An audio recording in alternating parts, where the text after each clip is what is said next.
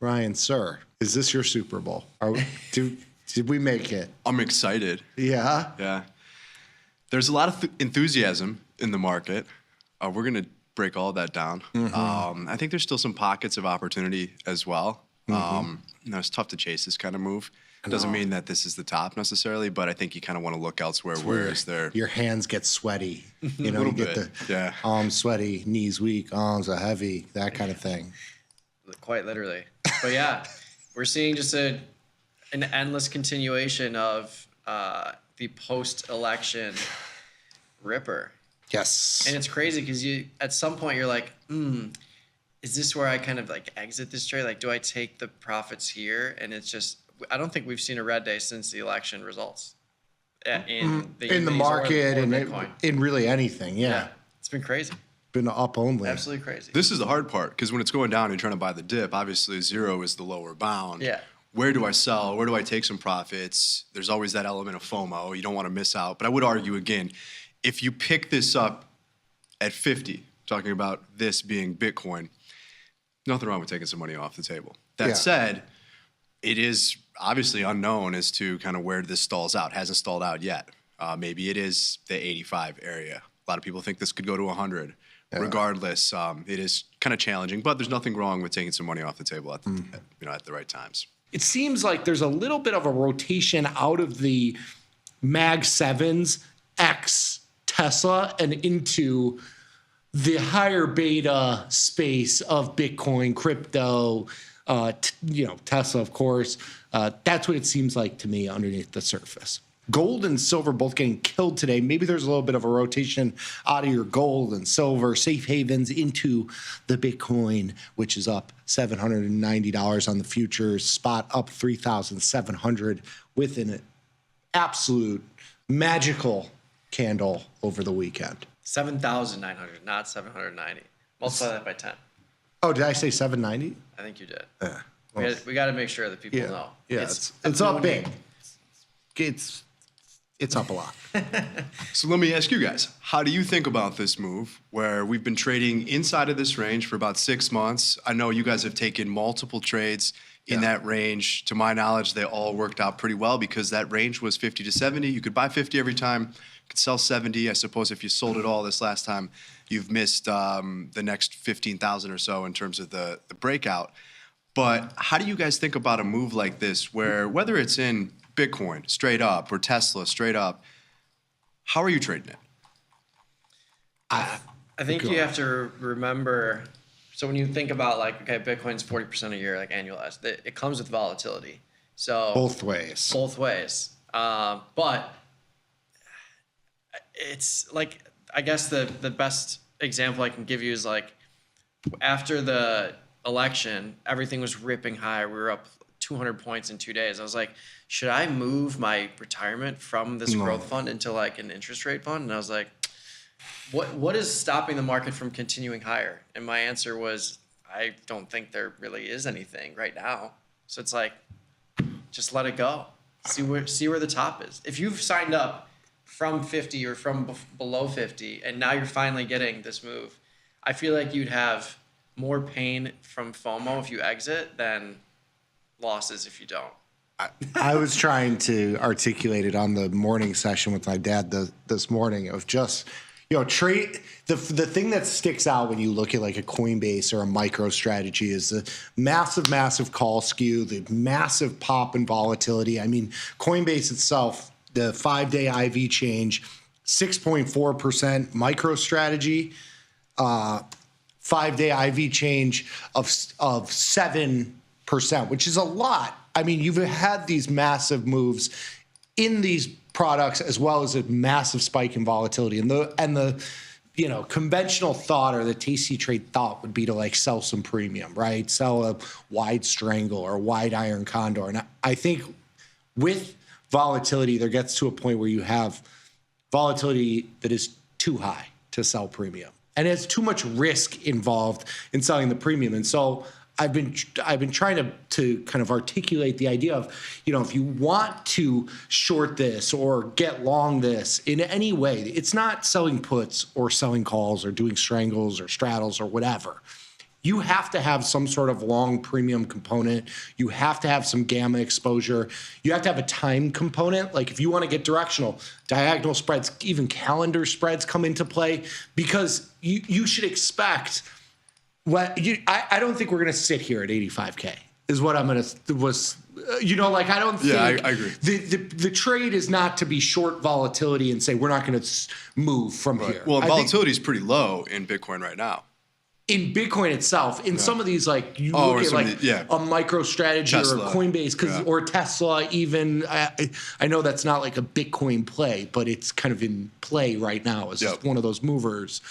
I think you have to be careful with the idea of just like selling volatility here, because I don't think we're just going to sit here. Yeah. Well, and I would argue, to your point, if realized is in excess of implied volatility, there isn't embedded premium. Yeah. If implied volatility is trading at a discount to realized, you have the time component, obviously, and those trades could work out. But again, it tends to be reactive. And so if you see a continuation of that high volatility in terms of what it's actually doing, why would premiums come in? If anything, they're going to only go up. Yeah, they're 100%. Exactly. Yeah. And I think if you're like speaking to implied volatility increasing, especially in products like Tesla or MicroStrategy, if you have static long delta, if you have like 100 shares of stock or Yeah. more, like this is the time where I'm looking to sell that 4-day This is a premium. dream. This is the best. Yeah, Like this is obviously the best case scenario, but because you're getting this huge rally, like the 4-day 400 strike in MicroStrategy is trading for $300. Like that's if you get, and what's cool about if you have 100 shares and you sell that call, let's say, you can, even if you get there, you could buy it back and roll it up to the 500 strike another week out for a credit probably.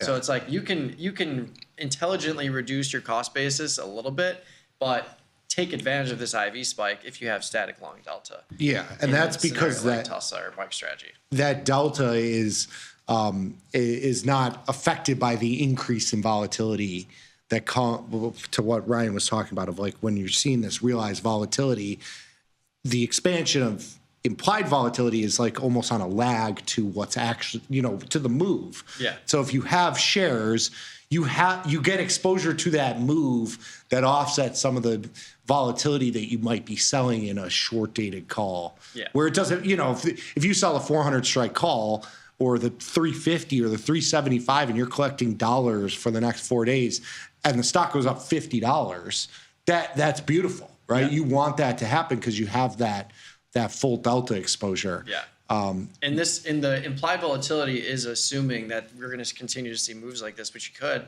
But if you have one day, like let's say you sell that call at the 400 strike, and tomorrow MicroStrategy is up $5, and it just is only up $5, that call is going to go to zero pretty much. Like it's gonna go to relative zero. It'll go to like 30 cents, 40 cents. You can close it.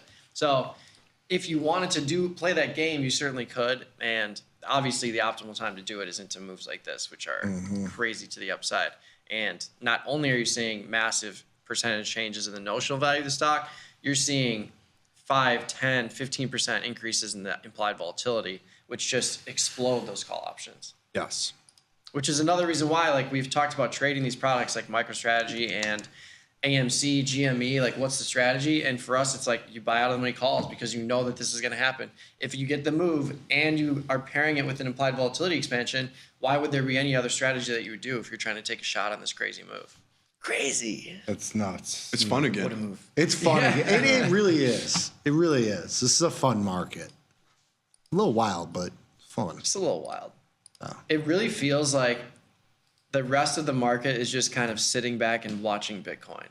Do you get that feeling too? Because like nothing else is really moving outside of you have gold moving a little bit, silver, but everything else is kind of flat outside of the rotation. Yes. The Mag 7 rotation. I think that's a big point. And my dad was trying to say that that's like a bearish thing. And I'm like, that's, in my opinion, is sort of bullish, right? You have a move from these stocks that have done, have led the way over the last couple years, and now they're kind of staying flat, and everything else is kind of catching up. Yeah. I mean, like that's what you want out of a rotation. But this feels a little bit like after the COVID crash ish, where you have just like, I'm getting the text messages and stuff, like everybody's ready to just, go all in. Yeah. There's a little air of FOMO. Starting to feel it a little bit. I haven't received the text yet, which always a good indicator, contra indicator. Yeah. But yeah, there's enthusiasm, a bit more enthusiasm in the marketplace right now, especially in crypto. I think so too.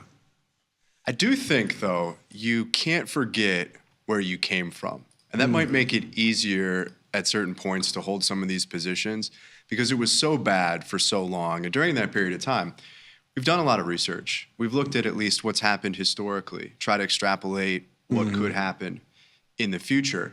And then once that starts to materialize, right, it is rooted in something. Don't lose sight of that. When we're talking about, hey, this is how the cycle might realistically play out. And when Bitcoin's 30,000, 40,000, it's laughable at times. It's hard to see it. But then once it actually starts to play out, just remember that the analysis that went into it does say, hey, realistically, this is where you could go to. And I think it's helpful to anchor in that sometimes. I think that's a really good point because even and outside of crypto, you can apply that same thing of like, the thought that whatever stock can get, whether you're trading a Palantir or Apple or whatever. And these numbers that we're seeing now, like we're at those points. Like you have that sort of, I don't know. It's hard to imagine that coming into play, but when you're there, you have to think back at like, when Bitcoin was 30,000 and people were calling for 100 and it seemed like the stupidest thing ever. And now you're here and now what? It's like, I think sometimes people get caught up in the nominal values. yeah. It's a lot easier if I say this, right? Do you think a stock that's $7.50 can go to 12? That's an easier say. Yeah. Right. But when you think of it percentage-wise, it's a big number. Yeah. And then people will argue, okay, well, what about the market cap? What does it take Yeah. to get this stock, Bitcoin, to 12? Well, it's 1.5 trillion, probably pushing closer now to 2 trillion. Could it be 4? Could it be 5 trillion? A lot of analysis says that, yeah, seems possible, feasible.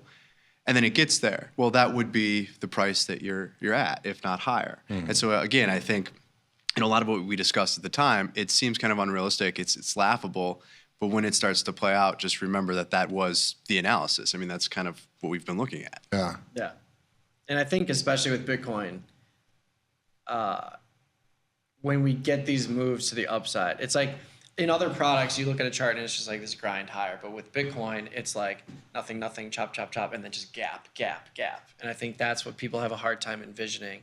Where like your Microsofts, your Apples, your Amazons, like you can envision that over time just trickling higher. But Bitcoin doesn't tend to do that. It's just like chop, and then gap, and then chop, gap. Yeah.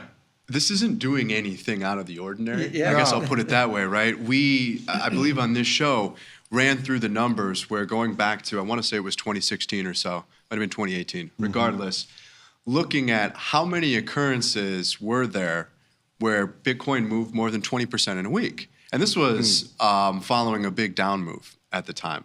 And I expected, like you, I think naturally would, that those big moves would all be to the downside. And so we found that there was over 200 occurrences where the price of Bitcoin, and again, you have to consider that it was very, very low. So Yes. it's easy in percentage terms for it to do it early on in its life. But had moved more than 20% in a week, more than 200 times. And the majority of those times were to the upside, which was the biggest takeaway.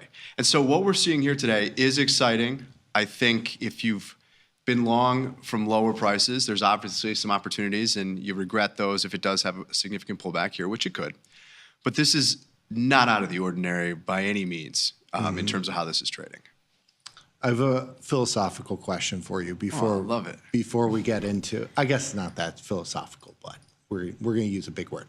Do you think the price of Bitcoin as an $85,000 asset, do you think it would be better served and a second question, at some point, do you think it'll be quoted in sats versus, like, do you think that the actual number, 85,000 per, helps add value to Bitcoin? Absolutely. So you think, because I think that plays into it a little bit. Because I think that people look at the number and they're like, That's a big number for one. You know, I got one share of Apple. It's 200.